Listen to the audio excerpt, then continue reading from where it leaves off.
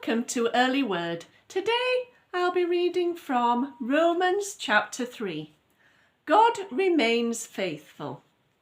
Then what's the advantage of being a Jew? Is there any value in the Jewish ceremony of circumcision? Yes, being a Jew has many advantages. First of all, the Jews were entrusted with the whole revelation of God. True, some of them were unfaithful, but just because they broke their promises, does that mean God will break his promises? Of course not. Though everyone else in the world is a liar, God is true, as the scriptures say. He will be proved right in what he says, and he will win his case in court. But some say our sins serve a good purpose, for people will see God's goodness when he declares us sinners to be innocent. Isn't it unfair then for God to punish us? That is actually the way some people talk. Of course not. If God is not just, how is he qualified to judge the world? But some might still argue, how can God judge and condemn me as a sinner if my dishonesty highlights his truthfulness and brings him more glory? If you follow that kind of thinking, however, you might as well say that the more we sin, the better it is. Those who say such things deserve to be condemned, yet some slander me by saying this is what I preach. All people are sinners. Well then, are we Jews better than others? No, not at all, for we have already shown that all people, whether Jews or Gentiles, are under the power of sin. As the scriptures say, no one is good, not even one. No one has real understanding. No one is seeking God. All have turned away from God. All have gone wrong. No one does good, not even one. Their talk is foul like the stench of an open grave. Their speech is filled with lies.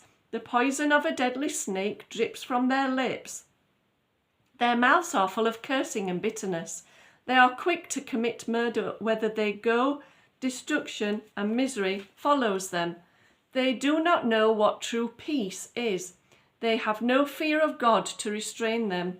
Obviously, the law applies to those to whom it was given, for its purpose is to keep people from having excuses and to bring the entire world into judgment before God. For no one can ever be made right in God's sight by doing what his law commands. For the more we know God's law, the clearer it becomes that we aren't obeying it. Christ took our punishment. But now God has shown us a different way of being right in his sight, not by obeying the law, but by the way promised in the scriptures long ago. We are made right in God's sight when we trust in Jesus Christ to take away our sins, and we can all be saved in this same way, no matter who we are or what we have done.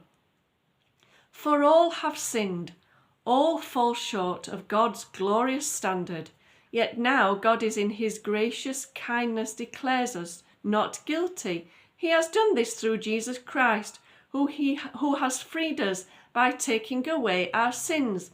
For God sent Jesus to take the punishment for our sins and to satisfy God's anger against us. We are made right with God when we believe that Jesus shed his blood, sacrificing his life for us. God was being entirely fair and just when he did not punish those who sinned in former times, and he is entirely fair and just in this present time when he declares sinners to be right in his sight because they believe in Jesus. Can we boast then that we have done anything to be accepted by God? No, because our acquittal is not based on our good deeds. It is based on our faith. So we are made right with God through faith and not by obeying the law. After all, God is not the God of the Jews only, is he? Isn't he the God of the Gentiles? Of course he is. There is only one God and there is only one way of being accepted by him. He makes people right with himself only by faith, whether they are Jews or Gentiles. Well then, if we emphasize faith, does this mean that we can forget about the law? Of course not. In fact, only when we have faith do we truly fulfill the law. Tune in next time for chapter 4.